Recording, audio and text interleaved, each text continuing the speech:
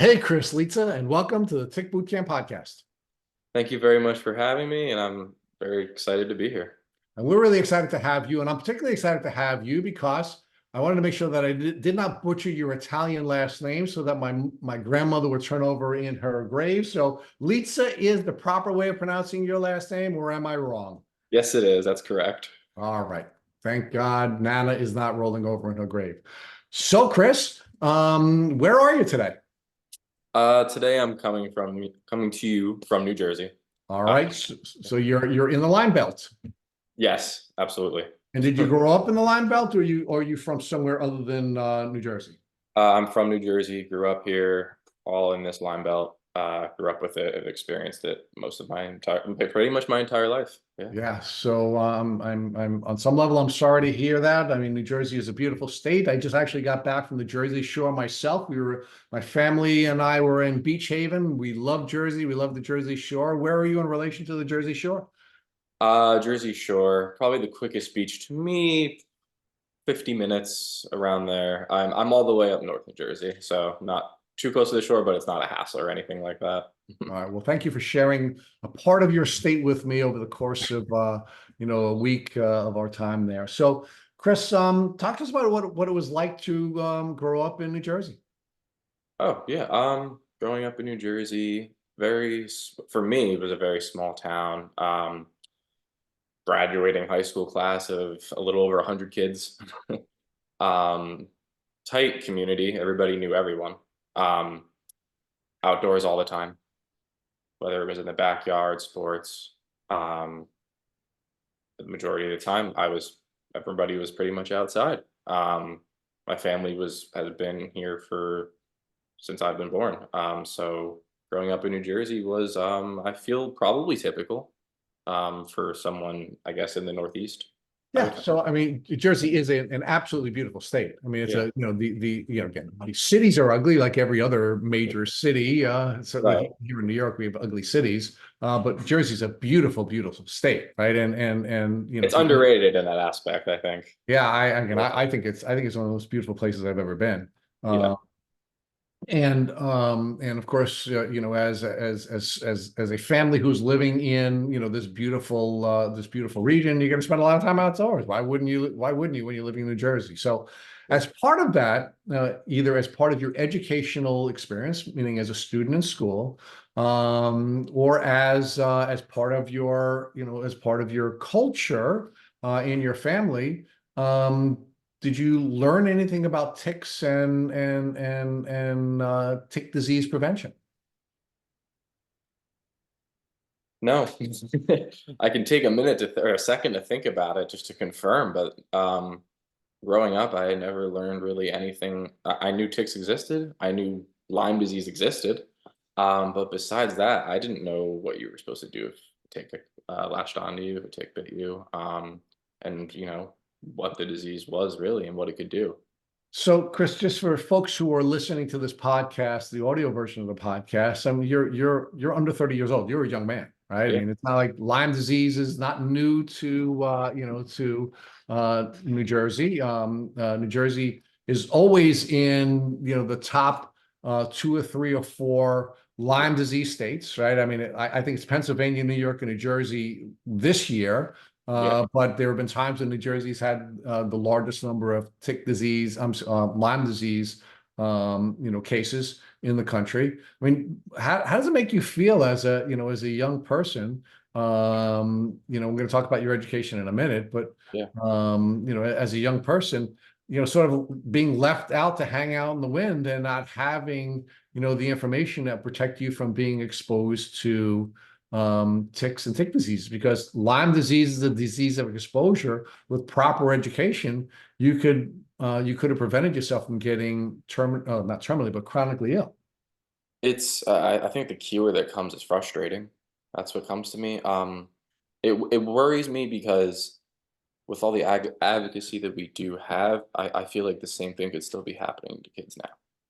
The lack of prevention. I think we have come away from even when I was in high school, elementary school, going outside not knowing. But it worries me for what's still going on because people are getting sick every day still around here. and around all these states that surround this area. But I think it was a very frustrating thing to learn that there was no prevention. Thinking about, what could have been of, wow, if I did protect myself, maybe a tick wouldn't be on me if I was carrying DEET all the time, spraying my clothes with DEET.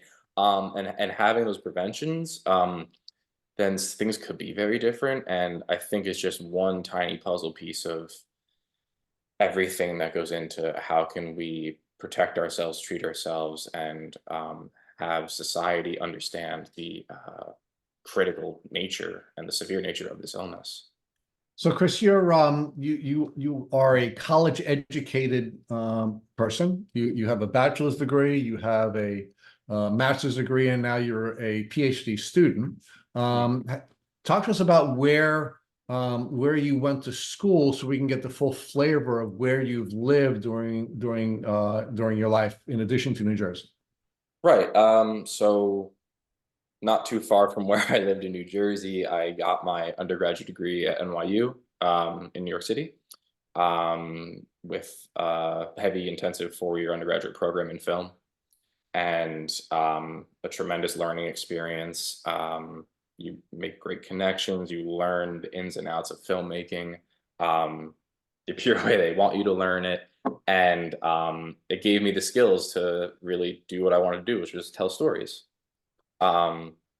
And being in New York, sometimes I would come home on the weekends to New Jersey. I was still in the area, but New York City was right outside my home growing up. So dipping back and forth was not unusual for me. So when I was at school, sometimes I would dip back and forth, New Jersey, New York.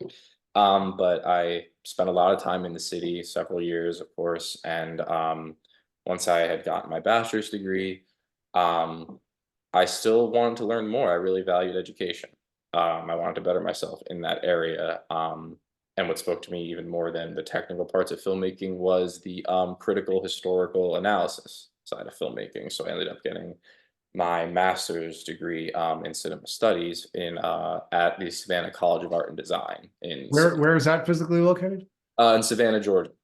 They have another kind of main campus in Atlanta, Georgia. But for my program, I was in Savannah. And doing that was, again, a very amazing, enlightening experience. I was sick through both of these experiences, but I can still so much appreciate the things that I got from doing these programs and getting this education. And it has led me to still having this pursuit for more education, which is why I'll be starting my PhD in this fall in Georgia. Congratulations. So it's great to see that you are, like most Italian people, very interested in enrichment and education. That's wonderful to hear. Congratulations, and I compliment you and your parents for all of your educational successes. So, Chris, let's talk about when you first started to be symptomatic from what you ultimately learned to be Lyme disease. Right. It's a difficult thing to even answer such a simple, seemingly simple question, because when I was young in middle school in 8th grade, was the first time that I had an incident with ticks, and I hadn't thought about it for a long time. But I had come home from a school field trip in 8th grade, and a family member of mine spotted several ticks on my back, including a bullseye rash. They had taken the ticks off, and at the time, my family members didn't exactly know what to do. And I was young at the time. I don't have a great memory because of what this disease has done to my brain. All I do know is that we never got any sort of treatment. Okay, well, let's pause there for a second if we can.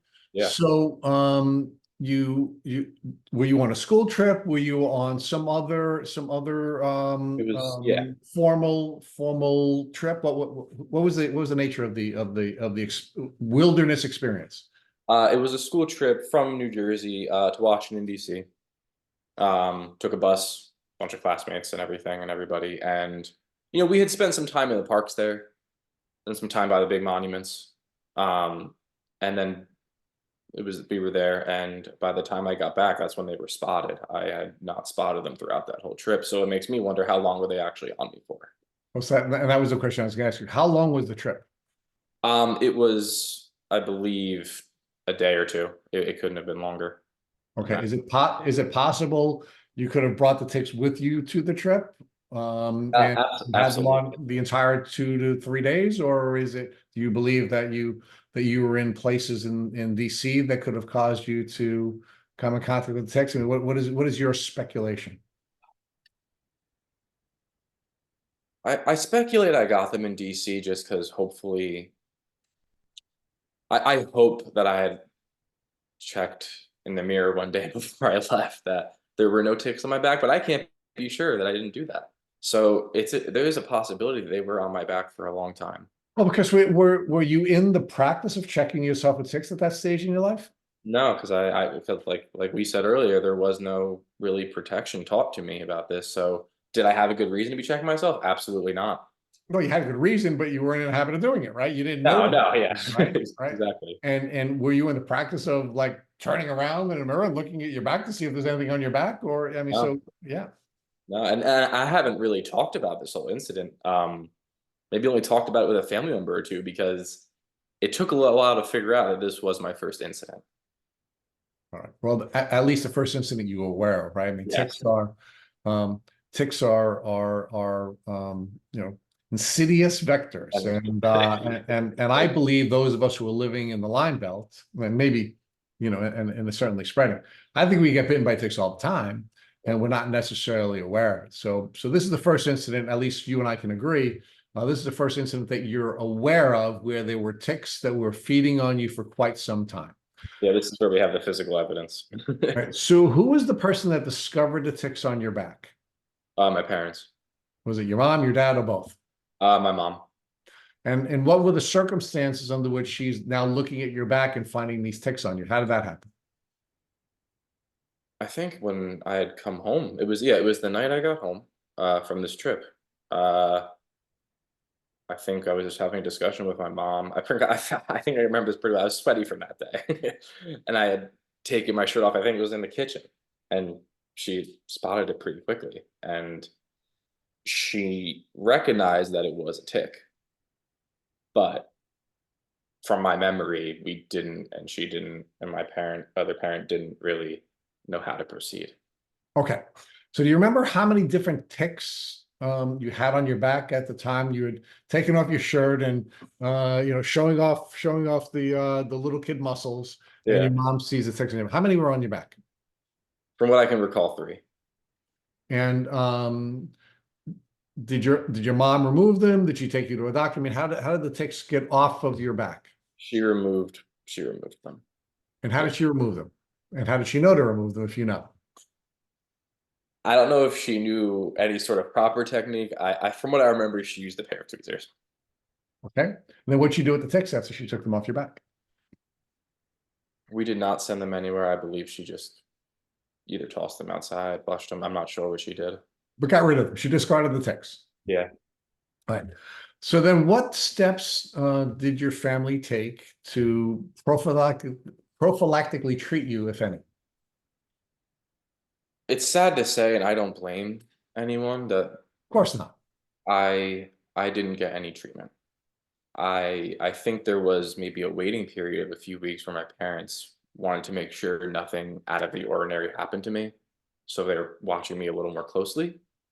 But I did not show there were no signs of anything happening physically that would or emotionally that would show them So, at that. so Chris, I think you did share with me. I may have misunderstood you, but I think you said that you had a bullseye rash on your back. I did. Okay. I So did. how do you know that? They told me there was a rash.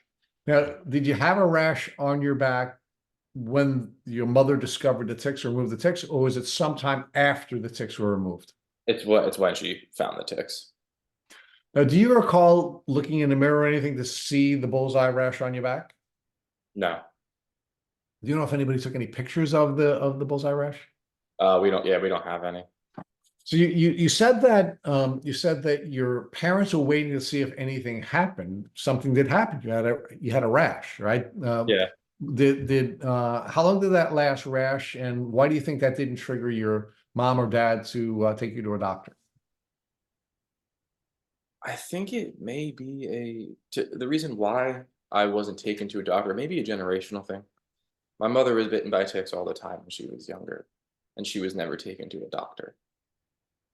And I think that experience probably just made them think to wait, because they were not taught any different. So maybe this goes as far back as that of how generations handle these types of things. Yeah, and look, I shared with you offline that the tick bite that triggered me to participate in this podcast 5 years ago caused me to call my doctor's office, and they didn't want to schedule an appointment with me to come and see them for 6 weeks or until I had symptoms. So that your mom may have called someone and said, "Hey, Chris was bitten by a tick," and the doctor may have said, "Well, keep an eye on him and let me know if anything happens." Yeah, that very well could have happened. You could have called the pediatrician, and then they could have said exactly what you had just spoken. But as far as that goes, I think it became her experience, and then seeing it on me, and then realizing that she never had a noticeable reaction to a tick when she was younger. So since then, nothing happened to me within like probably a 2 week span. It was kind of brushed off. Okay. So one of the things that's making me anxious is that you had multiple tick bites, right? And one of the things we've learned on this podcast from interviewing some of the medical professionals is that generally there's a gap in time between a tick bite and chronic illness unless you suffer multiple tick bites. Mhm. If you suffer multiple tick bites, then generally symptoms are more likely to happen in close proximity to the tick bite. Mhm. The other factor that we've been taught by Dr. Phillips and Dr. Rawls and some of the other experts that we were medical experts that we've interviewed is that a second condition that could result in a chronic presentation shortly after a tick bite is if you're living in a moldy environment. That's one of the things we also have to deal with in the Northeast. We often live in moldy environments, and our immune system manages that until it can't. So, when did you first start to see symptoms in relation to this multiple tick bite experience that you went through? I would say it was about 3 months later. Three? Uh, yeah, about 3 months later, after the summer, and kind of where that happened, entering in ninth grade, going into high school. Um, I had this creeping in anxiety and depression. And it's not like I was moving to a new town or restarting over anywhere. In Park Ridge, you just go from eighth to ninth, and you're in the same building still. So there was no get up and leave anxiety. It was just this very odd, can't put my finger on it, um, depression, anxiety, and it appeared in ninth grade and just started getting worse and worse and worse as my high school experience continued. Can you describe that for us? What were you specifically feeling that led you to believe that you were suffering from anxiety? And specifically, what were you doing that caused you to believe that you were suffering from depression? I think starting with the anxiety component, I wasn't able to be in social settings as I was able to used to be. I would get social anxiety. I wouldn't feel comfortable being out. Um, Being in school, I would have trouble participating in class and even speaking out loud, to answer questions. I had noticed, at least from what I can personally feel like, a drop in my ability, and this is a little different from anxiety depression, my drop in my ability to comprehend cognitively what's going on in the classroom. And that's something I've kind of come to terms with more recently than back then. It's something I've kind of realized now. So the kind of the social anxiety, even talking to people and my peers at that age was very difficult for me. And it wasn't if you rewind to eighth grade. But what does difficult mean? I want you to give us more Yeah. details so that our listeners can connect with that. Sure. Was your heart beating? Were you triggered into paralysis? I mean, what specifically was happening when you were in social settings that didn't allow you to fully participate in social activities? One, you did name it yourself, is this heart palpitation. Whether it was a heavy beat or a fast beat, that would start to come off. Shortness of breath. I would get weakness in my legs, feel very jittery. I would even have, as some doctors, I didn't have the traditional sense of this, but I almost kind of became locked in my own brain where I couldn't get the words out that I wanted to be able to say. And I think throughout my experience in this community, a lot of people have that symptom. So those were a few things that kind of hindered me from being able to communicate, being able to like actually be a part of the high school experience. Um, and then not long after, to describe my depression, it turned into a lot of self-hatred, disappointment, um, confusion, anger, a lot of mixed emotions as to why am I feeling this way? Why am I not able to comprehend what's happening in front of me? Why can't I be in these social settings? And I was always afraid to speak out about it because it felt embarrassing. It felt embarrassing to be in ninth grade and be afraid to be with people, to be in a social setting. And then it turns into becoming more aggressive, becoming kind of these impending sense of doom feeling when I started to feel suicidal. Um, and I got to the point where I had to tell somebody who worked for my school that I thought about committing suicide. And they asked me why, like kind of figuring out, trying to get to that point of how I got there. And I wasn't really able to give them a good answer. It was a very confusing thing to try to elaborate on. Um, they asked several questions like, did you think about why you would be doing that, how you would do it? Um, and I didn't have great answers for those questions. I just knew that I didn't want to be here anymore, and I couldn't understand why. Chris, what was your self-talk like? What was the voice in your head saying to you, and what impact was that having on your anxiety and your depression? The self-talk, I think, was a lot of telling myself that you're not good enough, you're not able to um, be, like a high functioning student, that I can't get along with everybody. I can't, be the cool kid in class. Like um, I can't participate like everybody else can. There's something holding me back, and that I can't beat it, and that it's beating me, and I should just give up. And that was kind of the self talk that was going on. And I would come home a lot of days, or I'd be in class, and I didn't have the will to even speak. There was no passion left in my voice. There was very little willingness to even want to do anything anymore. So you shared with us that you did seek help from someone that was in an, I guess, an adult who was at least questioning. Was this a mental health professional, or were you talking with your parents, teachers? Who were you talking to about this? And after you talked with adults about this, did you get any help? So the person I went to for help was the school psychologist, and they Good. that day I can recall it. They were swarmed with other kids who were going through things. They had me wait in the library. There was someone there for supervision, and then by the end of the day, um, they had contacted my parents. And because my long term memory is so poor, I sometimes have to put pieces together to kind of get the picture. I Um, understand. Once that happened, I basically started seeing a psychiatrist outside of school, um, Okay. in ninth grade, starting in ninth grade. Now, did anyone who you were treating with, either the psychologist or psychiatrist, suggest to you or your parents that perhaps these symptoms may be connected to Lyme or some other tick disease? No, never, never. Yeah. Okay. So talk to us about how this progressed. So your early symptoms are anxiety and depression. You're now reaching out to healthcare professionals that you have access to. Your parents are bringing you to a psychiatrist. Um, how did the psychiatrist treat you? And were you medicated? And did any of the therapeutic interventions, if there were any, help you? Yeah, there were a handful of therapeutic interventions. I think from seeing the psychiatrist in high school, it was a very quick time between seeing them and being put on antidepressant. Um, so in ninth grade, I was already getting prescribed antidepressants. Looking back on that now, it's frustrating, and I wish I was not in that place and wasn't put on any of these drugs.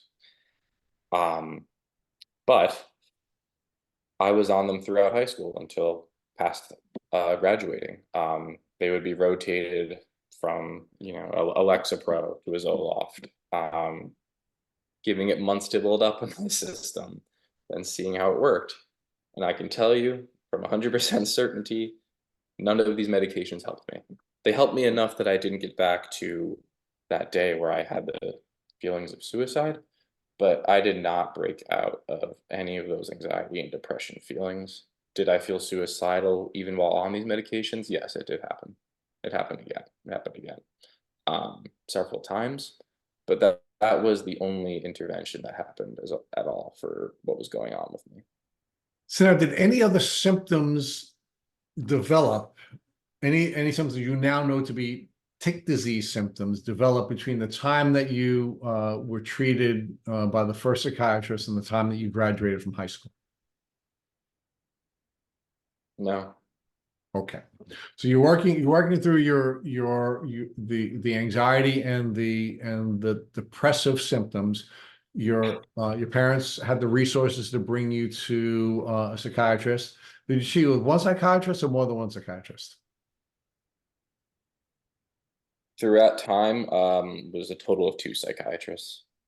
And largely your experience with the psychiatrist was trial and error with some type of medication or another. And you believe that you received no benefit from any of the therapeutic interventions that you were offered between your first visit to the psychiatrist and graduating from high school. Correct. I never experienced any benefit from these medications. Sometimes they would cause, worse side effects where I had to be taken off of them, if anything. That was the only thing. Now, you're going through this trial and error experience, and you're working with medical doctors or psychiatrists. Did any of them examine you or send you to other medical professionals to determine whether or not there are any physiological basis for your psychological or psychiatric symptoms? I wish they did. But I was always just boxed into this psychiatric area of medicine. And they thought that, or specifically that doctor thought that everything I needed was from that area of medicine. And looking back, it's very bothersome to learn that, if I had at least had other eyes on me, different perspectives, from different areas of medicine, then maybe this case could have been looked at differently. All right, so there are a couple of things I think some of the things we can learn from this, right? And I think one of the challenges that we have with Western medicine is that we've essentially parsed out different disciplines where we're training professionals to have specialties, and that specialty gives them a limited prism to look through when they're treating a patient, right? They're not treating the whole patient, they're treating a particular symptom of the patient. And certainly in your case, that was not beneficial. No, absolutely not. And I think it kind of speaks to many doctors, not all, many doctors have a really big problem with admitting that they cannot help the patient when they're stuck, when their specific area of medicine can no longer provide an aid or a fix. And I think with them having trouble admitting that, it damages the patient so beyond anything that I think people imagine. Because another one of the observations, and again, we may not have built out your entire treatment plan during that window, but one of the other things that I find frustrating with Western medicine, at least the way I've experienced it, when you have a primary care physician who is supposed to be treating the whole patient, and the primary care physician then sends you out to a specialist or a subspecialist, generally there's not a whole lot of interaction between us and our primary care physician or our specialist and the primary care physician. Was that your experience? Did you have somebody that was dealing with treating the whole patient and working with the specialist, or were you just essentially pawned off to the specialist was looking through a limited prism to treat you? The specialist was absolutely looking through like a prism to treat me, and I had seen my pediatrician throughout high school a few times, but this was maybe discussed once or twice with them, and they just said to keep going to my psychiatrist and working in that area. So there's suggestions of they maybe would have palmed me off on that area anyway. Right. Yeah. Okay. So let's now look forward to you know, you now must be doing at least pretty well academically. You get admitted to one of the top colleges in the country, and to one of the most competitive programs at one of the top colleges in the country, right? I mean, you went to the film school that you know, some of the greatest filmmakers in American history have gone to. So talk to us about how you were doing academically, and how, despite all the challenges that you were dealing with your undiagnosed Lyme disease, you were still able to function at an unbelievably high level. Yeah. I think a lot of my downtime turned into very much looking into subjects that I was fascinated in that we kind of dipped into in high school. Like we had some videography classes. They were minimal compared to, the math departments and everything like that. But I think I found early on from a young age what I wanted to do. And I'm grateful that I found that I wanted to work in film. So I think I was able to work with cameras, work with that medium, even from a young age in high school, and continue to kind of expand my mind and my vision to create a good portfolio by the end of high school, where I was able to get to a place that I never thought I'd have the grades and the ability to get into a school like that. In my other classes, like a math class, I failed tons and tons of times. Um, in a class like English, I was average. In classes like science, below average. So was I getting straight A's throughout this whole process? No. Um, I think I just got by in a lot of subjects, and maybe one or two I was good in. Um, I think there is a strong understanding from schools that can see your ability to show your strengths, not necessarily in mathematics or the sciences when you want to work in the arts. So I think with colleges, looking at portfolios and applications helped me, because I think if I wasn't working in film, I may have been very stuck. It may have been like a very hard road to climb out of if it wasn't for the arts, because my brain was not helping me with calculations and the difficulty of other subjects that I was just never good at. So, Chris, from our conversation, it's clear to me that you always had a passion for film, right? Always had a passion for the arts, and you were working towards that from a very young age. Yeah. How are these symptoms interfering with your ability to pursue this desire that you believe that you were created to pursue? Yeah, I think a lot of it had gone to trying to conquer anxiety, having to make a film, especially in like your first year college class. You get up there, you make your film, and then you have constructive criticism in front of a whole classroom and a professor. Um, really trying to talk to yourself and work on yourself, and trying to tell yourself to not take constructive criticism so harshly, trying to control this anxiety and depression as best I can. I wish there was a great method to tell people of how to deal with it. Um, I think being in a university where I was able to explore my interests, such as film, so singularly, helped me just focus on something I really enjoyed, and helped those anxiety and depression symptoms not become so apparent as they were. But it was very difficult learning to adjust to all that. And I still had trouble socially, which brought me back to New Jersey all the time when I was at NYU, because it was hard for me to connect with people. So you did share with us that you started to suffer what sounded to me like brain fog when you first had your initial symptoms. Mhm. Um, did you have brain fog continuously through high school? Was it something that came and left? And how did you deal with that? It's very weird and interesting to look back and use the term because during all that, I didn't think it was brain fog. I just thought it was me. I didn't think there was anything wrong with me cognitively. Um, but when I think back to it now, those brain fog lapses of not being able to pay attention, forgetting what I was just told, not being able to get pen to paper from my brain, having speech block, all of these things, yeah, they were happening to me in high school. And talking to you right now makes me think about it even more how it was happening. But 2 years ago, thinking about it, I would have been like, no, I don't think I had brain fog. But the longer time I've had to really realize what happened in the past, yes, more than just anxiety and depression was happening. And generally when, when we're struggling with, with brain fog and anxiety and depression, sort of becomes this carousel where they just sort of all, we're all making each worse.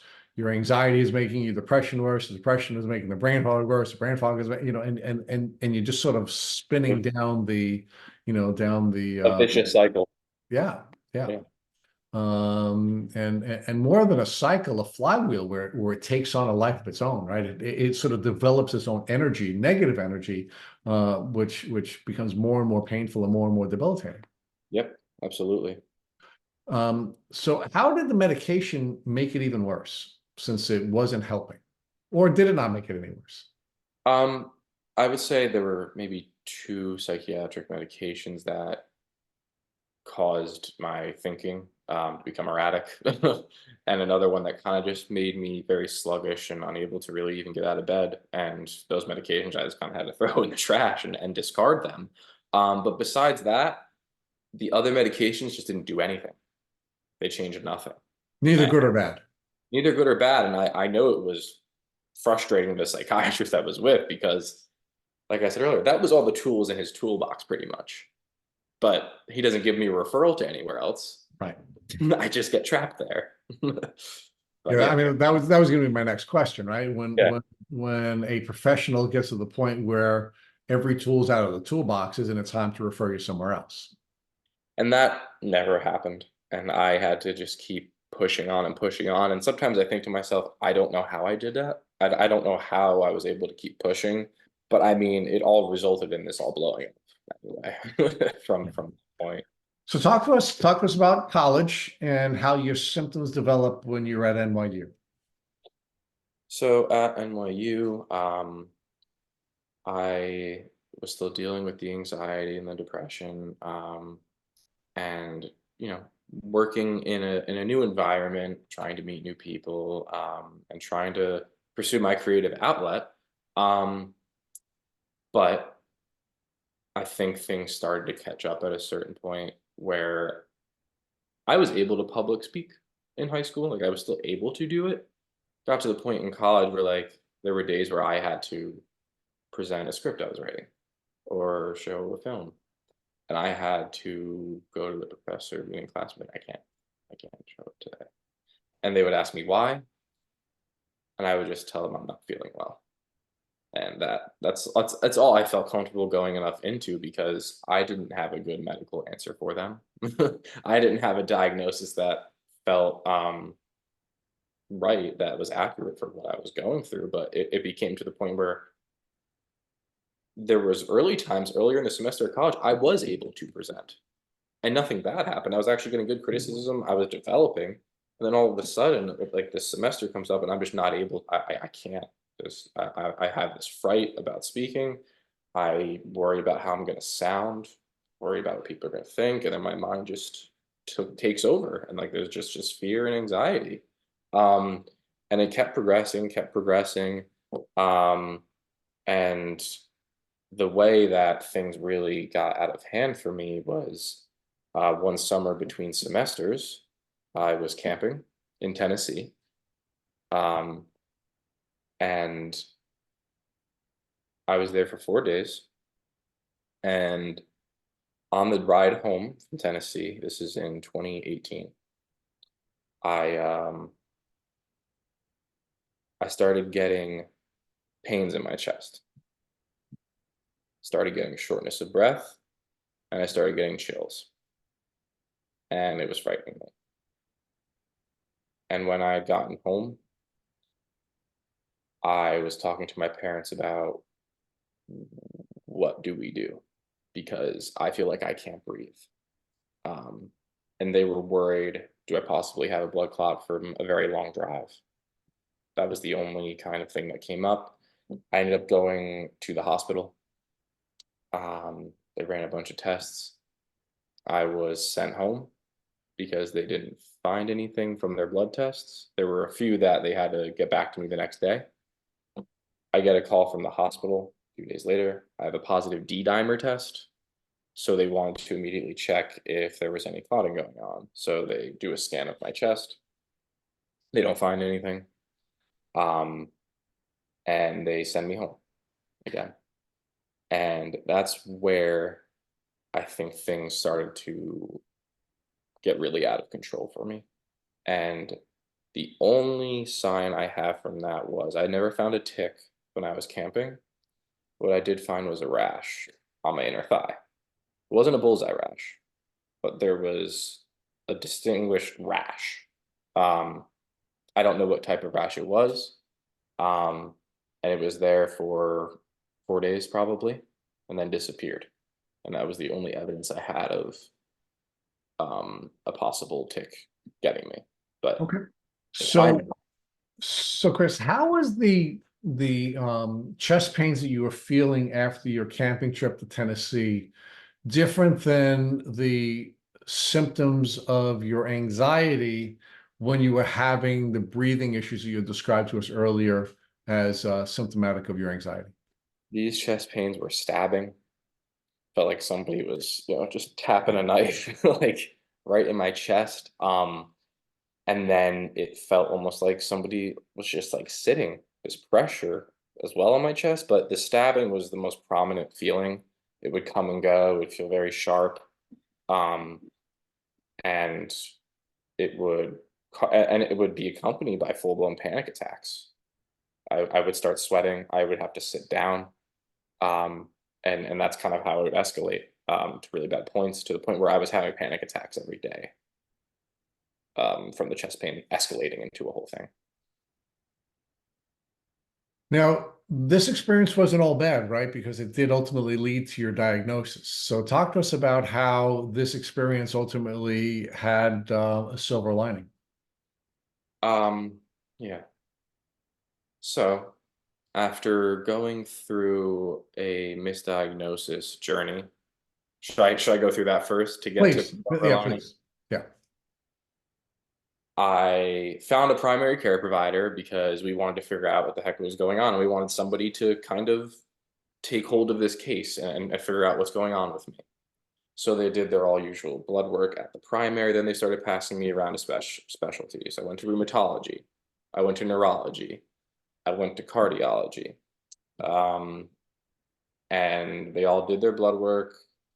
Sometimes something would appear a little high, but it was nothing, inclusive of having a rheumatologic disease or having a neurological issue. So my primary started getting very confused on what exactly was going on with me.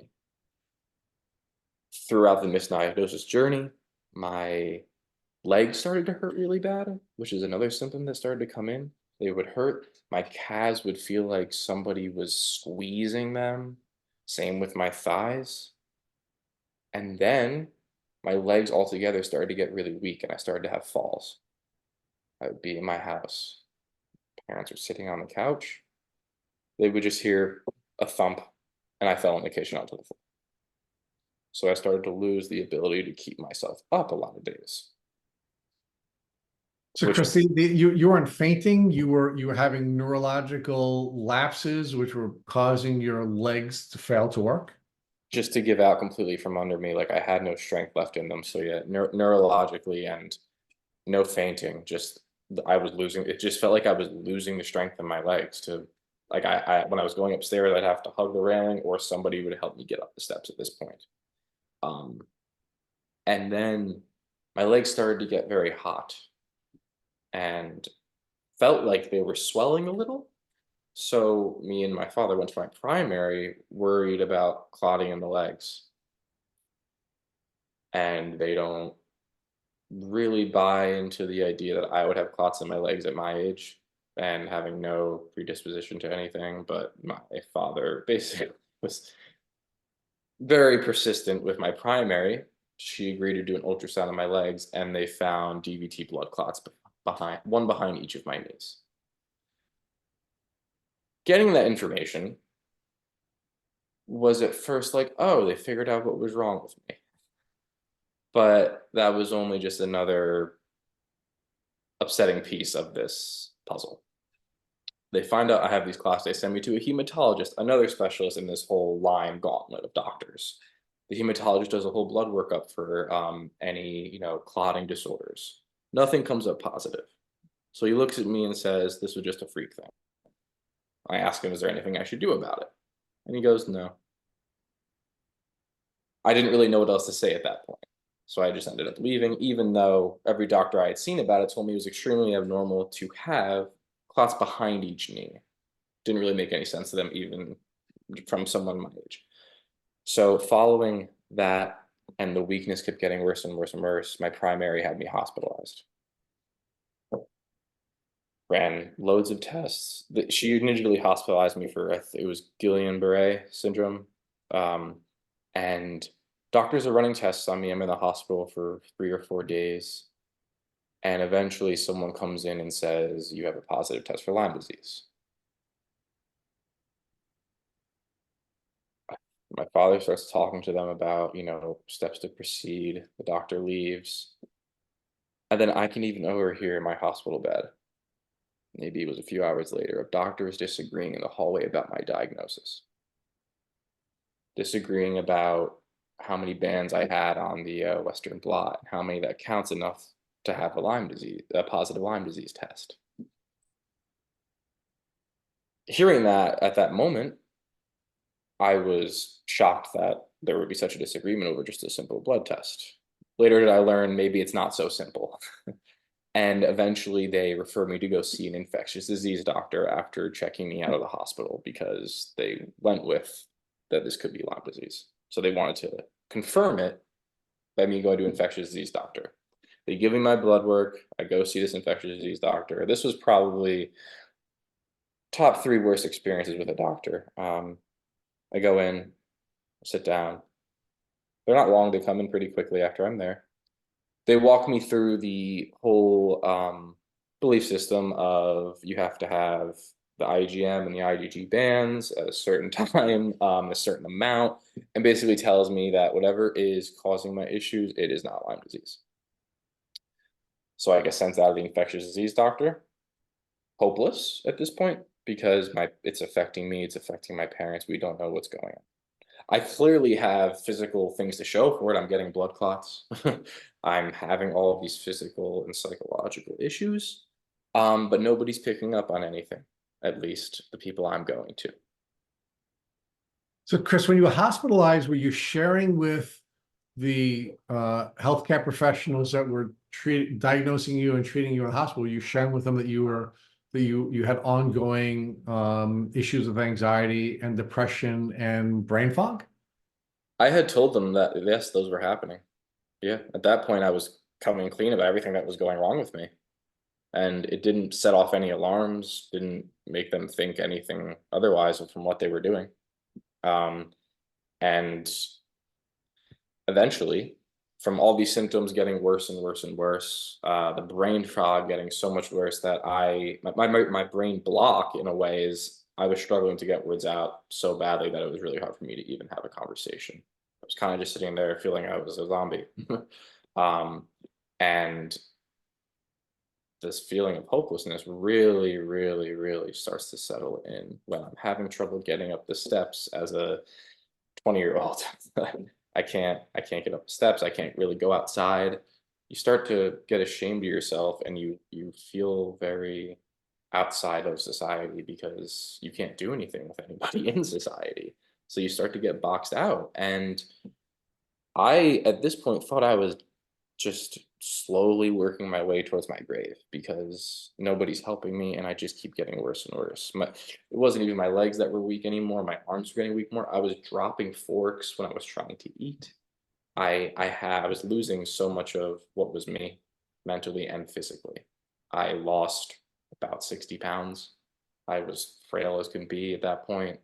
Um, and I couldn't eat, which was another stomach symptom. I would take a bite of a sandwich, throw up, or unable to eat anymore. So all those things started happening. And the only reason I found out that this was Lyme disease was because there was somebody in my town in New Jersey who was going through very similar symptoms as me. And my mother had talked to their mother, and they had referred me to their doctor who had helped them. So I finally feel like I have an answer. In the back of my head, I still think about that infectious disease doctor telling me that this isn't Lyme disease. So it's weird, conflicting thoughts going to this appointment. I go. The doctor is not extremely personable, but I know that they help people with Lyme disease, so I'm all ears, and I just want to hear how I can get better. And I think something interesting for people to learn who get Lyme disease is getting that diagnosis is a good feeling, but then it's kind of preparing you for a battle, and that is a tough pill to swallow because You mean finally getting your Lyme disease diagnosis? yes, finally getting the diagnosis, but then you don't realize how hard everything is going to be So afterwards. let's pause there for a second. There are a couple of questions I want to ask you first Yeah. about the supermarket diagnosis, and then I want to talk to you about the epiphany. Mhm. So Phyllis Bedford of the Limelight Foundation, when we interviewed her, called Lyme disease the supermarket diagnosed disease. And she said that more people are diagnosed in the supermarket than they are in doctors' offices because the real experts in the community are those of you who have been on the journey or your parents. And when parents or people who are on the journey speak to one another in the supermarket, they're more likely to be diagnosed than if they go to an infectious disease doctor's office or any other medical professional's office. What's your reaction to Phyllis's perspective on the place where you're more likely to be diagnosed, especially since that is where you actually were diagnosed? It's sad. It's a sad reality, I think, because it's accurate, and I think I was misdiagnosed with so many things at the beginning. They thought they diagnosed me with fibromyalgia. They misdiagnosed me with MS. Then they went towards, well, I don't have anything else left, so I'm just going to say you have mental illness and that you need antidepressants. But that's also what fibromyalgia is, right? It's a disorder, not a disease, right? It's an acknowledgement of symptoms without a cause. Yes, and I think that's one of the easiest and quickest things they go to. Yeah. And chronic fatigue syndrome, which is also somewhat in that area. But it really speaks to the supermarket reference speaks to, I think, the community and the ability that the community helps each other more than doctors do. And that is also a sad reality that we have that we have that in with the disease that is so widespread. And the fact that it has to take my mom hearing it from another mom what's going on with me and no doctors can figure it out, that's just a sign that something is gravely going wrong with our medical system.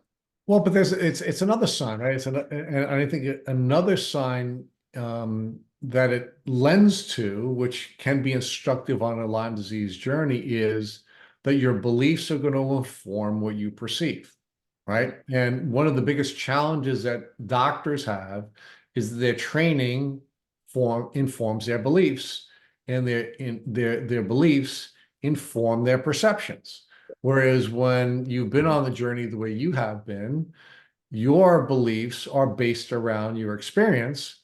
And as a result of those beliefs being informed by your experience, you now have the ability to perceive the same thing differently. We've had doctors on this podcast that have shared with us that when they trained with Dr. Horowitz, one of your doctors, coincidentally, but when they trained with Dr. Horowitz, they went back to their medical practices and found scores of their patients to have Lyme disease.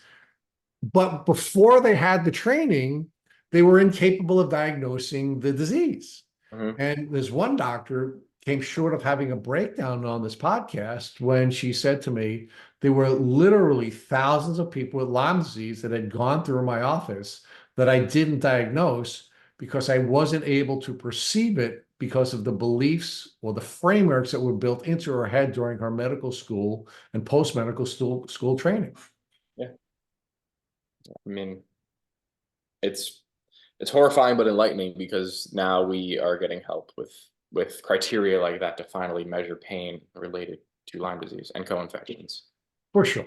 But let's talk about another thing, Chris, and that is that in order to be able to get better from Lyme disease, you have to believe you can get better from Lyme disease, because you're just like the doctor's beliefs are informing what the doctor can perceive and what's available to the doctor, because our brains are filters and they're filtering out more than 99% of the objects that are available to us to perceive in the world. Right. And just like doctors are unable to perceive Lyme disease because of their beliefs, in many cases, people with Lyme disease are struggling with healing because they don't believe they can heal, and therefore they cannot perceive those things that are available to them that may allow them to progress on their healing journey. Give me your thoughts about how that may be applicable to every Lyme disease patient. Yeah, there is a discouraging aspect to a doctor not giving you a Lyme disease diagnosis because they don't believe in it. It makes you question, one, do I have Lyme disease? You have to ask yourself and figure yourself, and you have to believe in yourself that this is what's happening to me. But the people I've been taught to trust the most with my medical care are telling me it's not Lyme disease, but they're also not telling me anything else. And that's, I think, something that happened true to me. Yeah, so you're talking about the gaslighting element and what impact that Yeah. has on your ability to believe, and I think that's very powerful as well, right? When you're being told that you're not feeling what you're feeling, and what's happening to you is not happening to you, it does have an impact on your capacity to build a belief system that will allow you to heal, or a series of beliefs, or neurological pathways that will allow you to get better, right? Yes. And that's very powerful. But I'm looking at this a little bit differently. I'm looking at it as about healing generally, right? If you believe you cannot get better, you cannot get better, because your beliefs are going to have an impact on what you are going to perceive. Yes. Yes.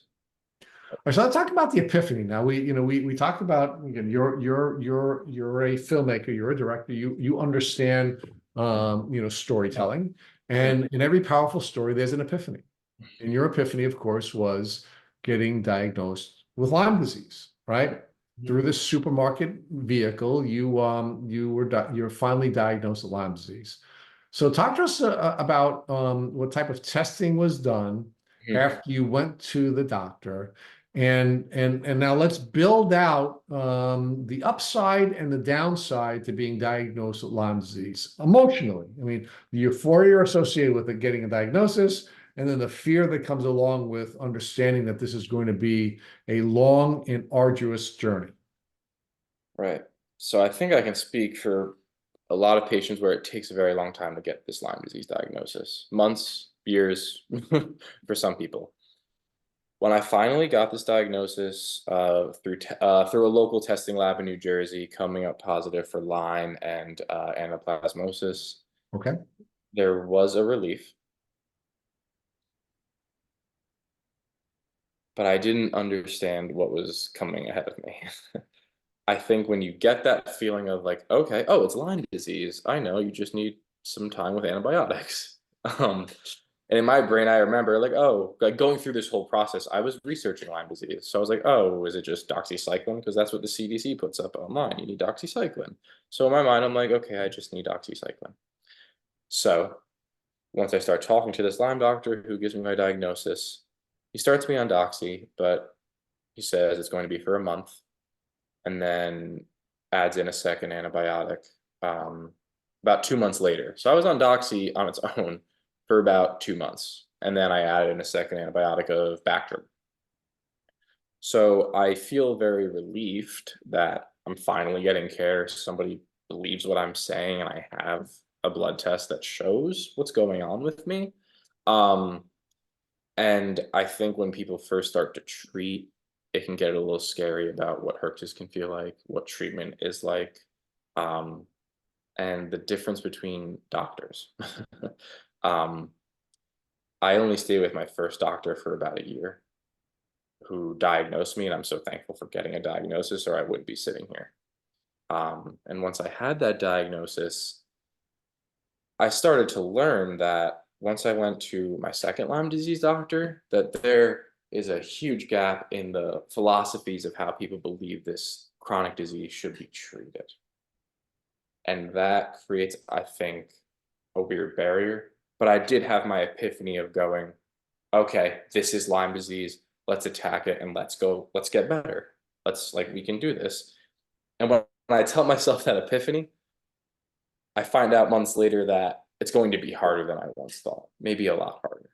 And I think people get discouraged when they treat for 1 month, 2 months, 3 months, and they don't see an improvement at all or very little improvement because they're not taught that this is chronic. The media, our big organizations don't say that the disease is chronic. So when somebody's not getting better after 3 months, even though they could be on the medications they need, they want to stop. And I get that feeling if you don't understand that it's going to take longer than 3 months. And I learned that.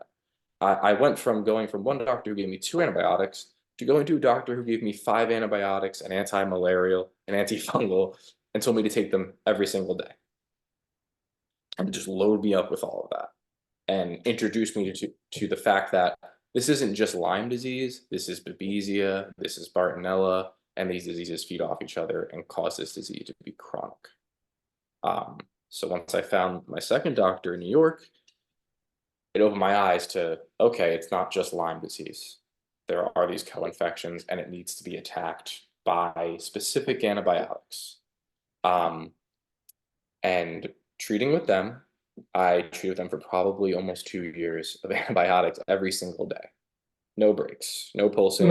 No, Chris, let me Yeah. let me ask a couple of questions about that, Chris.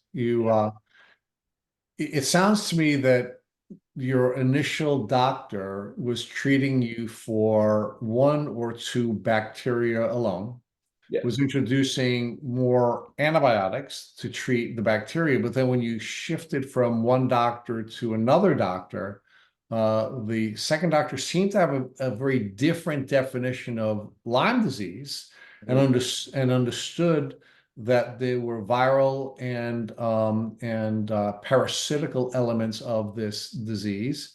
And as a result, we're treating with a cocktail of medications, not just antibiotics. No, yes, exactly. It was a very large cocktail. Her diagnosis was more based on being in the office through an exam and through medical history. She took into account the past tests I've had through Lyme, through rheumatology, through all the specialties. But she was more concerned with what are my symptoms? How long have I been having them? How intense are they? What have I treated with so far? And making that kind of judgment in the office because they were under the impression that there is no reliable test. So let me make another argument to you. Mm-hmm. And I'd like to get your reaction to this. Mm-hmm. Lyme disease, in our view, is a disease without a definition, or without a consistent definition. And as a result of it not being a disease with a consistent definition, different doctors have different definitions, and therefore they'll come up with different treatment plans. Some doctors believe that Lyme disease is a disease caused by one strain of one bacteria. They call that Lyme disease. Some doctors believe that it is a polymicrobial infection. Mm-hmm. So we here at Tick Boot Camp have decided that we want to take control of this disease, and well, at least the definition of the disease, so that when a doctor is treating you, they're looking at a more broad range of symptoms and a more broad range of treatment tools. So we here at Tick Boot Camp define Lyme disease as a polymicrobial, multisystemic, chronic infectious and or post-infectious disease. And if you don't have all of those elements, then you don't have Lyme disease. So for example, if you only have one bacteria, then you may have, for example, babesiosis. I'm sorry, that would be one protozoa, babesiosis. Or you might have anaplasmosis or ehrlichiosis, or you may have Bartonella. Bartonellosis, so if you have Lyme disease and you have Lyme disease, you have a cocktail of germs that are spit into you, and now doctors have to be looking for all of the symptomology of all of the different germs that are piling up and piling on your immune system, and they certainly should be looking for psychological symptoms, which were certainly missed in your case from your childhood, all the way through now your graduate college years, because you're going to have bugs in your brain. Yep. Some of these bugs, for example, like Bartonella, are going to have psychiatric symptoms, including rage, right? Some of these bacteria like Borrelia are going to have psychiatric symptoms like Lyme rage, right? I mean, these are symptoms that you would expect that mental health professionals would be aware of and would be looking for the physiological elements of this, right? I mean, I can tell you that most of our experienced listeners that are listening to this podcast have been shaking their heads since you were talking about your childhood symptoms, because they knew it was Lyme as soon as they started hearing you talking about these things. They knew you had bugs in your brain. They knew that you had inflammation in your brain. They knew that neural pathways were being altered by these bugs in your brain, and as a result of that, they very clearly knew that had you been properly diagnosed during your childhood, a lot of what developed afterwards would not have happened. Yeah, absolutely. I mean, it's tough to think about, to think about what could have been if there was prevention and education taught to us at a younger age. So give me your reaction to our definition: polymicrobial, multisystemic, chronic, infectious, and or post-infectious disease. I mean, to me, that sounds accurate. I mean, it somewhat goes in line with some of the most respected doctors that I've seen. They have this kind of multi-system illness component instead of just going towards the Lyme disease, the traditional Lyme disease definition. One of the doctors I went to, Joseph Jemsek, has a similar lengthy definition of what is going on with all of these pathogens. Similarly to Dr. Richard Horowitz, who has an explanation as well. And all three of these sound accurate to me because they're addressing everything these diseases can do. If we put it all into one small box, then it can't be defined that way. And you're saying there is no great disease, Lyme disease definition. It's a frustrating fact that we can't, there is no good agreed on definition. And I think that causes people to get sick longer and longer and longer. Yeah, and it causes clinicians to have struggles with properly diagnosing and treating this, because clearly you had a doctor who was treating you initially very differently than the second doctor. And I'm arguing to you, because you had the diagnosis since before that really what was triggering the different treatment plan was that they had a different definition for Lyme disease. Yeah. And the second doctor had a more comprehensive definition of Lyme disease, and as a result, was able to give you a treatment protocol that would deal with all of the elements of this polymicrobial infection or post-infectious disease. And that's what opened my mind to this community and what is really happening. Because even with the first doctor, I didn't necessarily understand what these co-infections could do, how chronic and how brutal the treatment and the symptoms before treatment can be. So with this second doctor and exploring this as a multi-system illness addressing the co-infections, I did get better. Kind of better or improved. Improved is the better word. I always kind of draw and imagine as a roller coaster that just keeps going up and down, but there is a gradual improvement. But I got to the point where my stomach was starting to give out from taking those meds every day. And I started to think to myself, is this the best way to do this? Is there an intravenous way of getting these medications into me? Because right now, my stomach can't handle it, whether it's the way the medications are being prescribed, the frequency they're being prescribed in, or what's going on. So that was confusing. So is anybody giving you any tools like prebiotics or probiotics to help you to deal with that? Or were you just sort of taking it all orally and just I was taking probiotics instructed by the Lyme doctor. It was the Visbiome probiotics. I think they're still around. I think people do take those yeah. quite often. I didn't realize at the time, this doctor didn't pick up on it either, that I was having terrible histamine reactions from this probiotic. So that made me think, why am I feeling so sick when I take my probiotics? And she didn't really have a good answer. She never gave me anything concrete. She's like, oh, it could be killing some yeast, it could be doing this, it could be doing that, but keep taking your probiotics.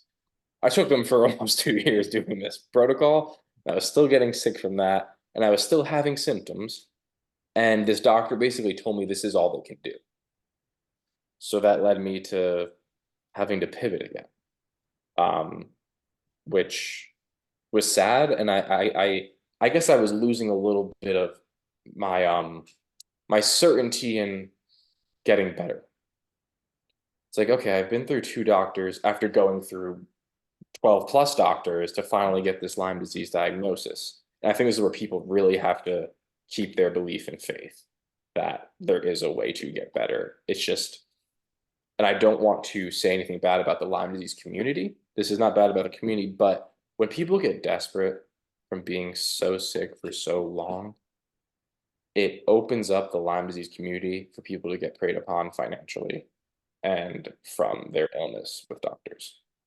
And I think after going through 2 doctors, I ran into that issue of finding doctors who felt like the definition of a term of a snake oil salesman, where they were dragging you along. They found out Lyme disease is chronic. You can make a boutique spa in a way about it and sell that to people as a cure almost. And I think most people I've talked to have run into doctors who that do this. And I think it's happening all over the country. And it's a delicate subject, because one, doctors get defensive and believe in what they're doing. People have lost thousands and thousands and hundreds of thousands of dollars doing treatments for these types of doctors. And I myself went through one of these doctors, and I think it's something that I want people to be aware of this, to acknowledge this, and to think about, if you're with a provider for over a year, you're not getting better, maybe minimal gains at best, and you're just unloading your wallet, that you need to start thinking, is this person trying to actually get me better? Or are they just trying to profit off of my suffering? Which is a very sad thing to think that that is what's happening. But I 100% believe that that is happening to so many people. And it's happened to me with this next doctor. And I don't know if that's something you've experienced with other people who have come on here. Oh, absolutely. Yeah, we so one of the things that I think we should address now, because we're at a really important stage in your development and your journey, which I think should be instructive to other folks who are listening to this. Yeah. But what we found here from the standpoint of pattern development at Tick Boot Camp is that the folks who succeed the best on a Lyme disease journey need to pivot from doctor to doctor to doctor. It's just, even when you're dealing with some of the best doctors, I'll give you an example. One of my favorite podcast interviews, and quite frankly, one of my favorite books. I've read way more than 50 books on Lyme disease during the course of the last 5 years, is Bite Me by Ali Hilfiger. She is the single most intelligent guest we've ever had on this podcast. So we've interviewed some geniuses from some of the top Ivy League schools in the world, and Ali is by far the smartest human being I've ever interviewed. And by the way, I haven't talked to her since we interviewed her years ago, but I'm telling you, she's that smart. And her book, it could be an instruction manual that you can use to follow. Now, Allie went from doctor to doctor to doctor to doctor, and had some of the most famous doctors in the Lyme disease community. But what she teaches through her book and through, if you listen to her podcast episode on this podcast, is that each doctor is going to have a limitation to what they're going to be able to do for you. Again, they have their frameworks, they have their beliefs, and ultimately what's going to happen is they're going to get you to a particular point. Again, if they're not a snake oil salesperson and not selling you garbage, but even the best of these doctors are going to get you to a particular point, and then you have to be ready to move on, right? So I think one of the things that I think you can help folks with is the understanding that it's not going to be one doctor, it's not going to be one treatment protocol, and it's not going to be one short period of time, that you should be preparing for a relatively lengthy journey, which is going to cause you to be prepared to pivot once that doctor has done everything that doctor can do for you. And no one doctor is going to get you better. I don't care who the doctor is, no one doctor is going to get you better. And that's certainly consistent with your experience. And that's consistent with everyone else. So we want to set expectations for folks who are listening to this podcast, and the expectations we want them to have in their minds when they're going through this is, you need to pivot. And I like the example you just given. I wouldn't be as patient as you are. I don't think you have to wait a year. If you're not improving, and follow your gut, right? We have an onboard diagnostic system. Our gut is going to speak to us. I know a lot of that gets taken away from us when we're on this journey. We have bugs in our brain, and we're not feeling our feelings anymore. But we're going to start to come back to getting in tune with our body and our emotions. And when your body's telling you it's time to move, Chris, it's time to move. It doesn't have to be a year. It's time to move. And you find the next doctor. And when you're a part of a community, you can start to reach out to other people who've been on the journey and ask them who they would recommend that you work with. Yeah, it's I don't want anybody to get discouraged, because I think it's so easy to get discouraged when two doctors don't work out. You're feeling lost. You're questioning your Lyme disease diagnosis at that point.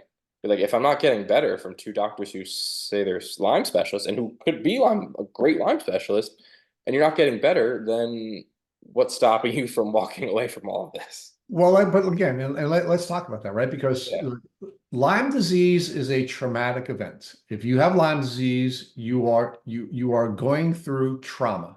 Yes. And when we go through trauma, the way our body processes trauma is through the grief cycle, right? Now, one of the things we learned from many of our past guests is that after a diagnosis, and we're still talking about your diagnosis, you have your euphoria where you're excited that I finally know what's wrong with me. I'm going to take a couple of pills. I'm going to get better, right? So you have the euphoria of now finally knowing what's wrong with you after having a long time of not going through it.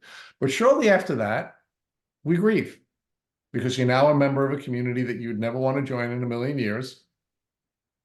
You're now moving from a phase of your life and a set of relationships that you've had and you've enjoyed that are now going to change. The people who you had been friends with, the people that you had associated with, the kind of work you were doing is now a thing of the past.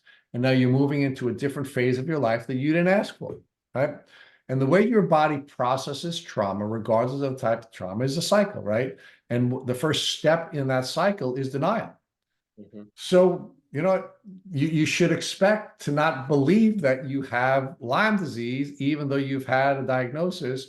And when you have these doctors who are not helping you, denial is a part of that grief cycle, right? And then after denial, you should expect to be angry because it's the next step in the cycle, right? And then after you're angry, you should expect to be sad because that's the next step in the cycle. And then after you're sad, you should expect to bargain with you and your maker and the universe and whoever else you particularly bargain with, right? And then you will get to a point where you now get to acceptance. Now, what's going to happen in this process and hopefully you're not going to get stuck at any stage, which you could, and you are going to need professional help to get through these stages of grief.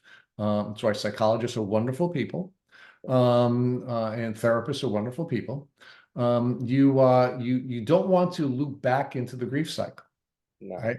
You want to leave that grief cycle, because if you're in the grief cycle, you're triggered, and if you're triggered, you're immunosuppressant. If you're immunosuppressed, you're not going to get better. You're going to get sicker, Chris, right? Yeah. But I mean, it's you need to get to acceptance, and that whole the steps to getting to acceptance is so tough. And I think something that comes towards the end to be able to get there is something you mentioned, like Ali Hilfiger's book, something like that that you can relate to, that shows you what you're going through is not just your experience. It's a universal experience. There are other people this is happening to, and that she's able to illustrate that so effectively in that book is something that I think if you're struggling right now is a book to read.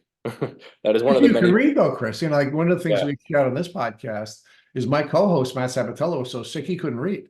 Yes. Yes. And there are ways. So if you can't read, you can watch one of the documentaries that can hopefully explain to you, like The Quiet Epidemic earlier, Under Our Skin, that show you what this disease does to somebody and all the trivialized issues and the stigma around the disease, so it doesn't make you feel so alone. Right. So And there are some people, again, like my co-host, my customary yeah, co-host, who are so neurologically impaired that they can't watch video. So what's the next thing they can do?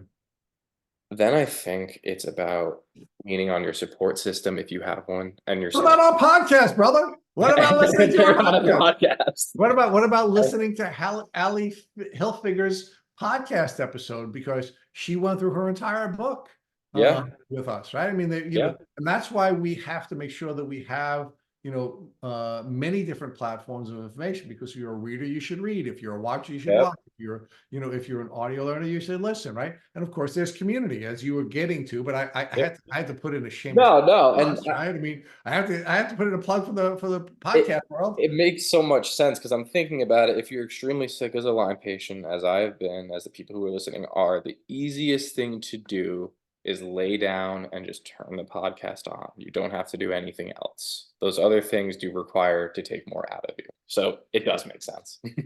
Right, and then you were getting to the next piece, which I'm sorry to Yeah. interrupt. No. I saw an opportunity for a shameless plug, and I took it. But there is, of course, community as well, right? And the Lyme community is a wonderful, wonderful group of people. So Yeah. between, of course, relying on your familial support system, if it hasn't been taken away from you by gaslighting doctors, and of course now reaching out to folks in the Lyme disease community through social media or some other tools. So you're now, as you were arguing, Chris, and wonderfully, I apologize for interrupting Oh, you. no. Now you rely on the Lyme disease community, but of course we have to be careful there, because as you had pointed out, some of the folks in the Lyme community are angry, some of the folks in the Lyme community are not in a good place. You want to make sure that you're interacting with and getting support from people who can support you and who are who are positively supporting you, and not sort of pulling you down with them when they're not in a good place emotionally at that moment. You have to make sure people have the right intentions in this community, whether it's a doctor or a fellow patient. We're already dealing with so many negative things going on around us that to add something in like that, it's dangerous for your own health. It will make you question things around you that you don't need to question. You just need to keep pushing forward. So I think it's very important to avoid any sort of negativity. Ignore the people that tell you it doesn't exist. I know it's hard sometimes when those people are in your face. It's triggering. Look, it's going to trigger your survival software. It's going to pull you into the sympathetic expression of your nervous system. It's going to be hard, and you're going to have to try to be resilient and get past that. But it's natural for that to happen to us when people are telling us that we're not sick, we're telling us our disease isn't real, or anything like that, right? Yeah, and it takes continually to just put on put on those earmuffs, put on those blockers, and just keep pushing forward. And that's the only way I was able to find my way of getting better. Is I thought in New Jersey, because New Jersey, you're like, ticks are everywhere. It's the Northeast. I thought that my doctor would hopefully be around the corner, or at least in the state, or up into New York, where it's 15 minutes from me to get into the state. But for me, it wasn't. I had to think about, okay, who is the most well-known, or who are the most well-known doctors who have been doing this the longest? And there comes an issue of, can you get into these people? How far can you travel to get to these people? How far away are they from you? So for me, I had heard Dr. Joseph Jemsik's name for a long time. Great doctor. I know he had worked in North Carolina, then he moved to Washington, D.C. for reasons. And then I eventually bit the bullet and said, you know what, if I'm going to keep going to doctors, I might as well try to go for one of the ones that is the most well known for what they're doing and who has accomplished so much for the community. So I finally went down to Dr. Jemsik's clinic in DC. I saw him personally. We went over my entire medical history. He looked at me and he said, you need IV treatment, intense IV treatment. He's like, orals are not going to get rid of the severe neurological issues you have, because by the time I came to him, I was having seizures. Things had gotten worse. I was not functioning at all. And to find somebody that makes you feel that there still is hope, that they are confident in what they're doing, and that, I think with Lyme patients, not every doctor is going to have the best bedside manner, but having a doctor who shows you that compassion and understanding goes a long way to make you feeling comfortable and believing in what they're doing. And that's how I felt when I saw Joseph Jemsek. So I had to buy in. I think that's something everybody listening eventually has to do at one point. You have to buy into something, even if you don't 100% believe it. If you're in the 90%, you have to buy in because you need to get better. And once I did that, I had learned what it was going to take. A few weeks later, I had to get surgery to get an IV line put in. And then it was 8 to 9 months of multiple IV antibiotics, anti-malarial, oral antibiotics, just a ginormous cocktail. The difference he did is, from my past doctor, is his regimens were pulsing, which means sometimes 2 weeks on, 2 weeks off, or 1 week on, 2 weeks off. It really depended on what infection we were attacking and what one we were saving for a later point. And I won't lie, going through it was hell. And it might not be hell for everybody that goes through this, but I think it might be safe to say that it is for most who want to get better, who have chronic issues, who have multiple infections. There were nights I was laying there. I have to protect my IV line every night to make sure an infection doesn't get near it. I was lucky to have a support system of somebody at home who was helping me infuse my meds every day at some point for long periods of time. When I'm laying on the floor, unable to even get up because I'm going to throw up, I'm going to fall over again, there's just despair. It's like, okay, I'm in the worst of it right now. And I think when someone's treating, perksing really intensely, you have to tell yourself that this is like you're in and around the worst point. Sure, it can maybe go a little lower if you treat harder, but this is where the healing is actually kind of starting in a way. You're killing it. You're feeling terrible. There were nights I didn't think I was going to get through, whether it was my symptoms of anxiety, depression, or just because of how tough it was. And pushing through, having a community of people who can support you if you don't have that at home is so important when you're treating this illness, because unless you're aggressively treating this, you have no idea how hard it is. People don't understand how aggressive the herxes get. People don't understand the side effects of medications. They don't understand that you have to switch medications. And with how intense everything gets, you need that support. Do not go into this completely alone if it's something you can do. You need to have a support system in some type of way. So who was the next doctor you treated with after Gemsek? Because we did talk about doctor after doctor after doctor, because, and again, and he's one of the stars in this community, one of the bravest people you'll ever meet, somebody who had to defend his medical license because he was advocating for his patients and making clinical decisions for people who are outside of the clinical norm. A wonderful man and an absolute hero in this community. But even he was not enough to get you beyond a certain point. So you had to pivot from Gemsec, and where'd you go? So what happened was I owe Dr. Gem, this is not exaggeration. I owe Dr. Gemsek my life, because at that point I couldn't walk. I was having seizures, I couldn't walk, I couldn't think. And he got me my functionality back. Was I 100% better? No. But I had my function again after doing 8 to 9 months of IV antibiotics. The clinic had to close down, his clinic, which led me to, okay, I was off of my IV antibiotics. I was just doing orals, kind of a step down protocol.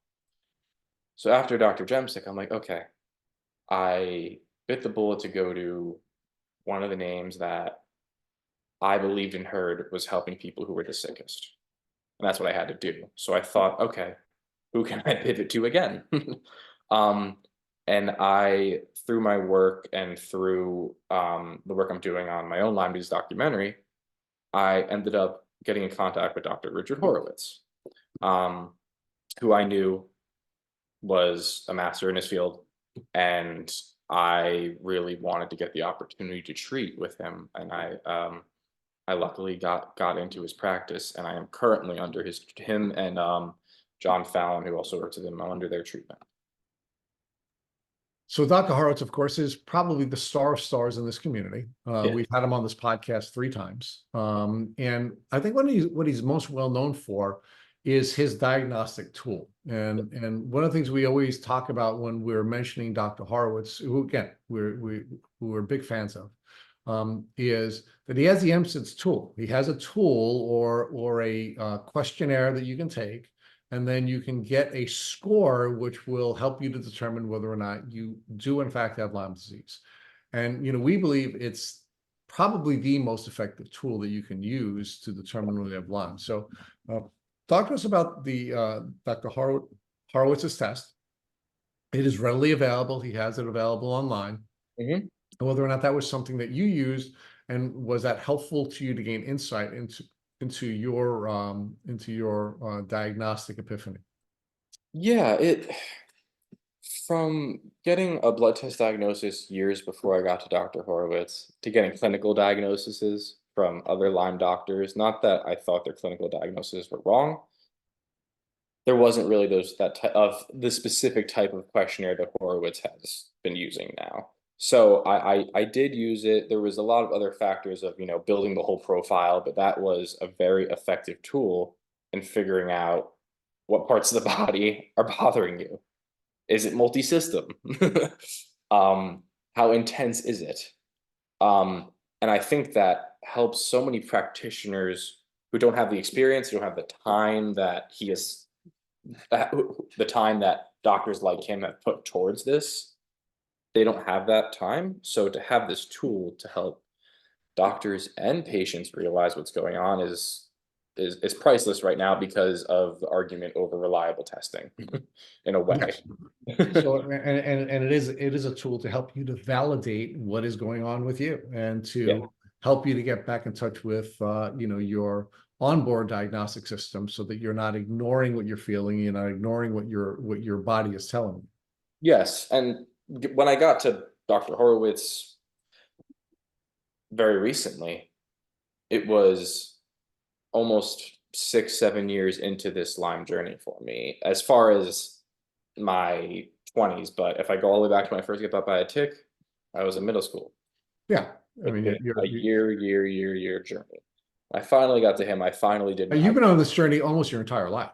Pretty much. And I recall a few things from when I first talked with him about this. He looked at my entire medical history. We looked at my genetics testing, which came up for Lyme, of course, but it also came up for Babesia duncani, came up for 2 Bartonella strains, came up for tick-borne relapsing fever. So there was a confirmation there, sure, and a weird epiphany, and a weird realization, oh, it's kind of just confirmation at that point. I knew I had many of these things, but to see them all on a test that Lyme doctors respect compared to all the other tests out there that cause issues was a confirmation. But then he looked at me after reading my entire medical history and goes, "So you don't even know what normal is?" And feeling something like that and hearing something like that is upsetting, but also in a way of hearing it from him insightful because he understands how long this has been troubling me, how long I've been sick with this illness, and that everything I've been experiencing has been warped. It's all been warped by these illnesses. And to have something for so long, my long-term memory is shot for a lot of things. But it made me replay the tape of my life. It made me think about all the issues, all the symptoms, all the things that happened with me and how it wasn't a normal. It became a new normal, but it wasn't normal. And I wasn't going through things that a child should be going through in school. I shouldn't have been going through all of that for many different reasons of prevention, education, all things that could have helped that stop that. But hearing him say that and getting, the additional blood test diagnosis, it's it's validating. Continuous validation is important throughout this, and I hope everybody listening knows that. You need to, reassess where you're at sometimes, and to be with a doctor who validates, this is a tough journey. You've seen a bunch of doctors, and we get patients who have seen a bunch of doctors because every Lyme doctor in the community who's been in the community for years knows patients that are coming to them most of the time are coming from other Lyme doctors.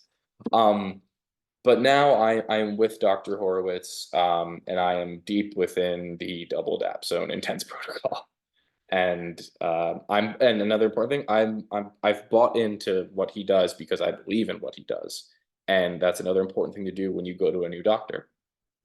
Well, it is important that you believe in whatever it is that you're doing, I think for a couple of reasons, right? If you don't believe you're going to get better, you're not going to get better. Hmm. If you do believe that you're going to get better, maybe the treatment is going to get you better, or maybe you're going to go through the neurological and epigenetic changes that the placebo effect will allow you to go through, and you'll get better, right? So belief is a very, very important part of this.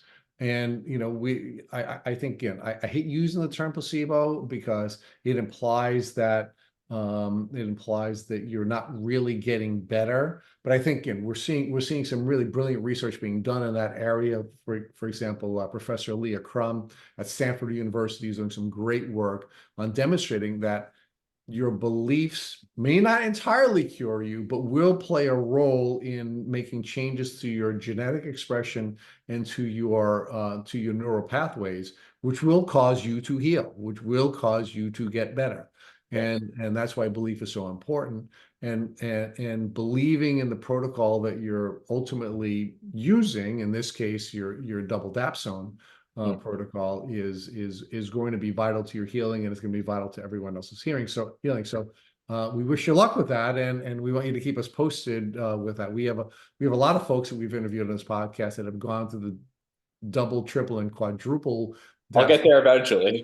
dapsone protocols. We've had fantastic success. We also understand that it's a rigorous treatment protocol, and you do have to be ready for that. And in many cases, you have to go through a rehabilitation process before your body can be ready to succeed in that protocol. So we're excited to learn more about this from you, both from our contact with you and your film work. So let's now talk about the transformational nature of this, right? Because you've been passionate about being a filmmaker from your early childhood. You are now trained at some of the top institutions in our country, and we're now going to see a convergence of your desires, your passions, your training, your education, and your disease. So talk to us about how this has been transformative for you, physically, emotionally, and spiritually. Right. I think when I first started to find my passion of film, I knew I wanted to eventually I knew I wanted to make films that inspired people, films that really did change how people perceived things. And I wanted to help people in a way that I could through that medium.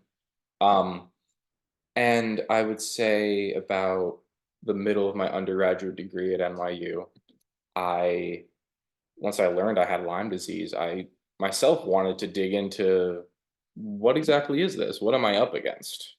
So right before COVID hit, I started making a Lyme disease documentary. Through the school, in my documentary classes, I was exploring the people around me in the Northeast who were doctors, who were patients, and people who have recovered.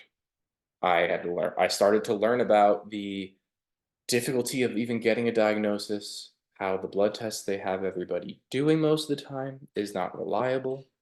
I learned about the stigma, the issue with the insurance companies, the CDC, the IDSA. It started to just opened the curtains. It opened the floodgates to everything that I was starting to figure out what was going on. And I was hearing from doctors who have treated, so many patients who have been shoved aside by mainstream medicine, um, and the American medical system.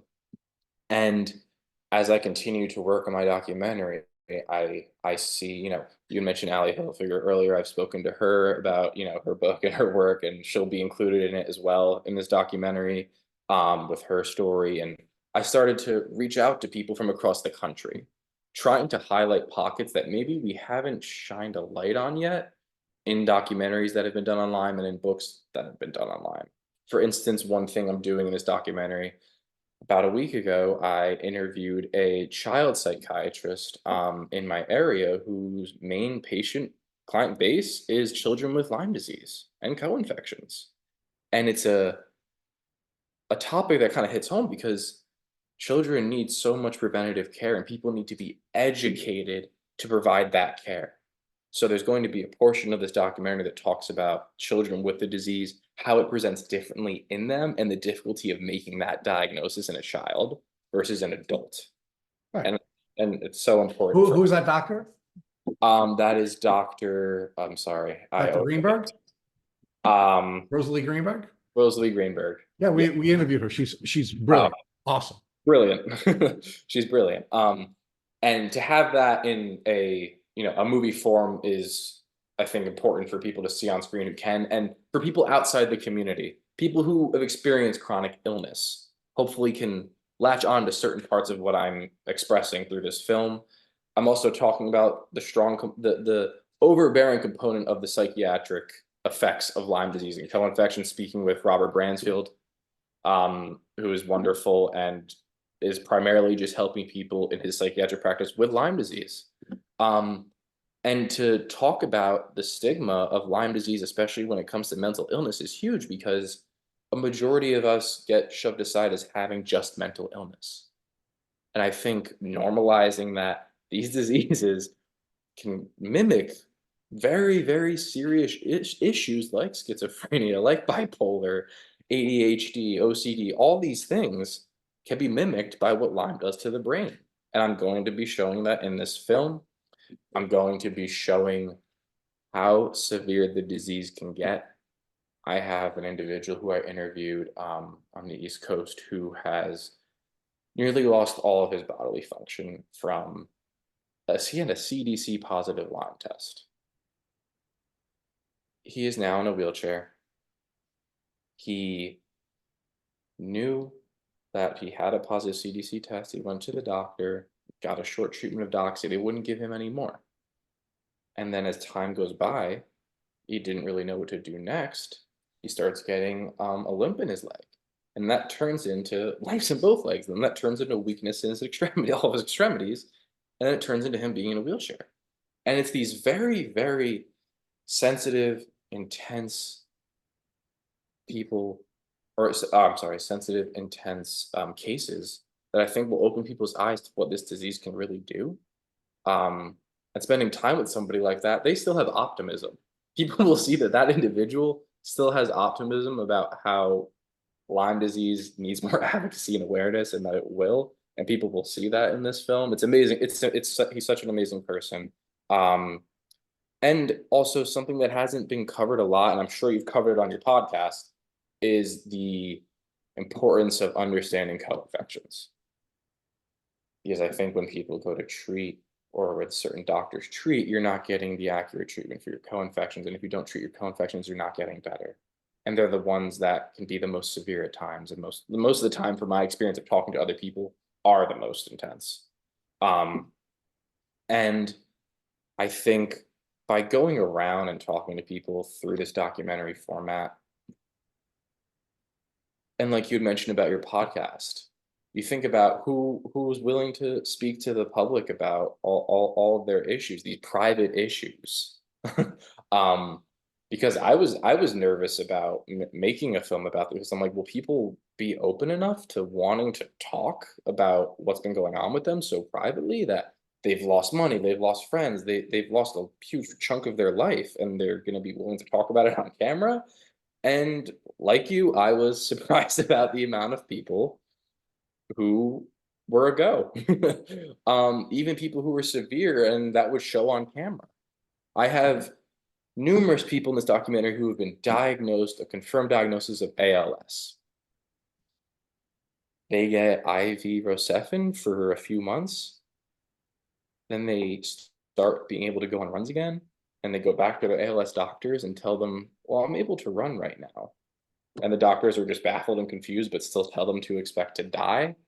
But now they're doing even better months and months later. It's eye-opening. I mean, it's so sad and frustrating, but also eye-opening to people who have to deal with a death diagnosis. And then you realize, if I treat the Lyme disease, then maybe this isn't a death diagnosis. And I think with all the books out there, with the movies out there, with the podcasts out there, that we just need to continue rolling the ball of this awareness and advocacy. And there's always more things to shine a light on, whether it's children with Lyme. Another part I'm talking about that I didn't mention is the difficulty people of color have with getting a diagnosis in the American medical system with Lyme disease. They have to go to twice as many doctors as a white person does, to with issues of belief from doctors, stigma, and that's something that I've filmed around the country, talking to people, talking to doctors of color who see it all the time, patients of color who have felt this, and I think it's a very important subject to show people that it's affecting everybody, and in sometimes very unique ways. And I think that continued advocacy, and I'm going to be showing, I've learned throughout this whole process of a transformative process to be very open with what's happened to me. So throughout my documentary, I'm going to show footage of my IV line and the days I'm walking around with my pole or I'm in bed and can't move. Because I think when people see that, if they're afraid, if they're embarrassed, if they're ashamed about it, maybe it will help them not be ashamed about it anymore. Maybe they'll be more For open. sure. For sure. So with kind of telling my story as I'm learning other people's stories in this documentary, I think the one thing I want the most is for people to get a proper diagnosis and to want to get better and to get better.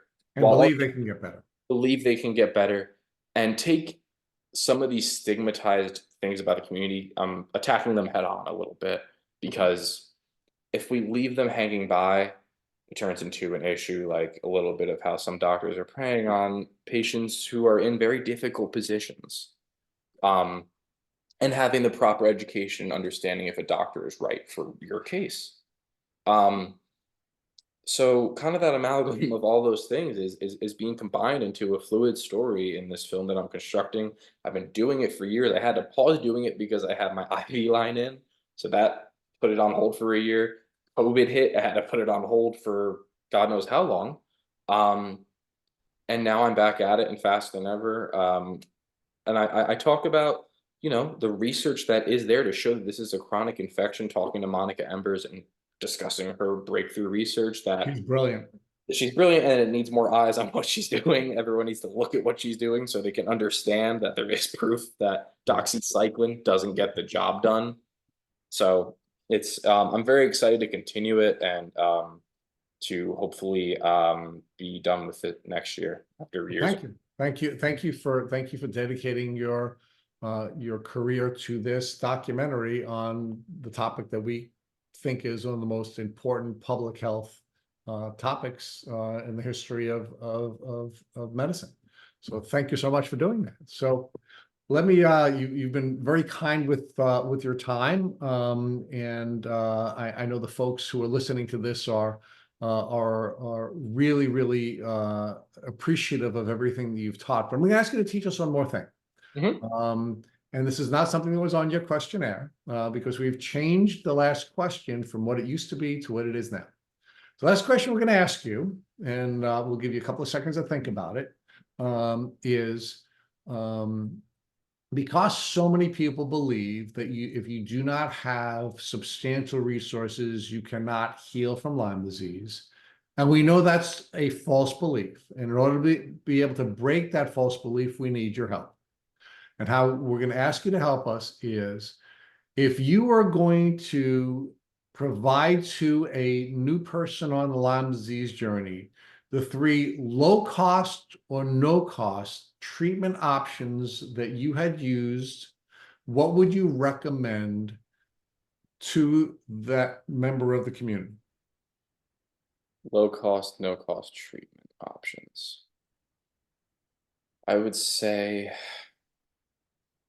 the low cost, or the no cost thing, if you're able to do it, is the minimal amount that you can do of exercise. I would say that's one essential thing that I've learned throughout this healing process. Movement. Yes, movement as you can do it. Going for a walk as you can tolerate. Doing any sort of yoga, any sort of exercise, sweating, keeping your body active. If I hadn't gone to the gym when I could have through this healing process, I don't think I'd be where I'm at. I think it's continued and accelerated healing. Okay, so we do know that movement is essential for detoxification, and we know that detoxification is essential for healing, right? You did share with us, that herxing was a part of your journey, and of course, we do know that that our lymph system does not have a pump the way our vascular system does, and that the only way that our lymph system can rid itself of some of the die-off is through movement. So number 1 for you is movement, because it's a vital element of healing, because detoxification is a vital element of healing. So thank you. Wonderful. Number 2. Chris. For low cost, someone going through the illness to try to be able to tolerate the herxes, the things you have to go through to get better. I think you'll go online and you'll see a lot of different detox options, supplements, things like that to help you. For me personally, many of those things didn't help, the supplements for detox. I think the thing that probably helped me the most, I'm not sure how much it is purchased now because you can get it in big boxes or small boxes, but Alka-Seltzer Gold. Okay. I know Dr. Horowitz is huge on it. It helped me even before I got to him years ago. It helps the gastrointestinal system. It helps with detoxing. And it's not that costly compared to a lot of other supplements that are on the market and kind of peddled towards people who are dealing with chronic illness and Lyme disease. Okay. Number 2, another detoxification tool, and detox is absolutely a vital element of healing, is Alka-Seltzer Gold, which we've profiled on this podcast many times, and many of our guests have benefited from using Alka-Seltzer Gold. So, and Chris, number 3 of your low cost or no cost treatment options, protocols, or therapies.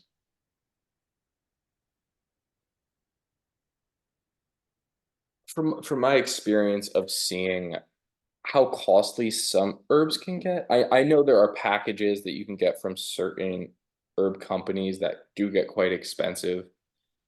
If you have the money and you want to treat naturally, I think that's great. I personally never found a super affordable option that way. I think the best possible thing you can do as a low cost to no cost thing is finding someone near you to be that support system in a way.